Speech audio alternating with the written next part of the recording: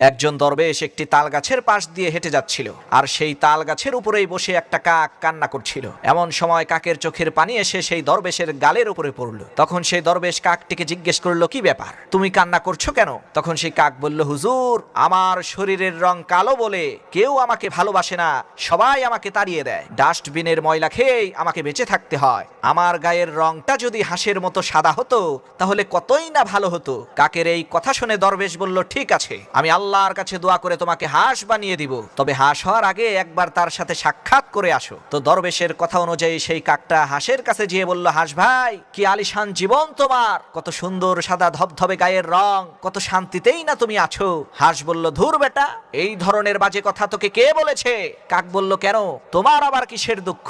তখন হাঁস বলে উঠল, আরে ভাই, আমার যে গায়ের সাদা রং, এটা কোনো রং হইল?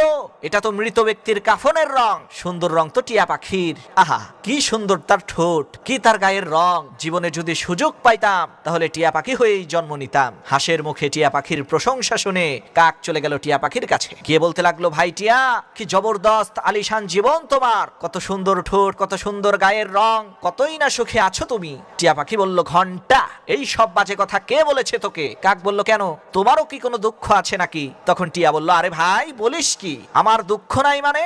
আমি তো এই গাছের ডালে বসে খেয়াল করে দেখলাম তুই এই গাছের চারপাশ দিয়ে কয়েকবার চক্কর মেরেও আমাকে খুঁজে পাচ্ছিলি না, কারণ আমার রঙও সবুজ, গাছের রঙও সবুজ।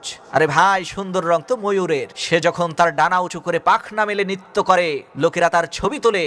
আমার যদি সুযোগ হতো আমি ময়ূর হয়েই জন্ম নিতাম। তো টিয়া পাখির মুখে ময়ূরের প্রশংসা শুনে এইবার কাক ময়ূরের কাছে যেয়ে বলল, ভাই ময়ূর, তোমার চাইতে সুখী মনে হয় আর কেউ নাই। তখন ময়ূর বলল, ধুর বেটা, এই রকমের অশালীন বাজে কথা কে বলেছে তোকে?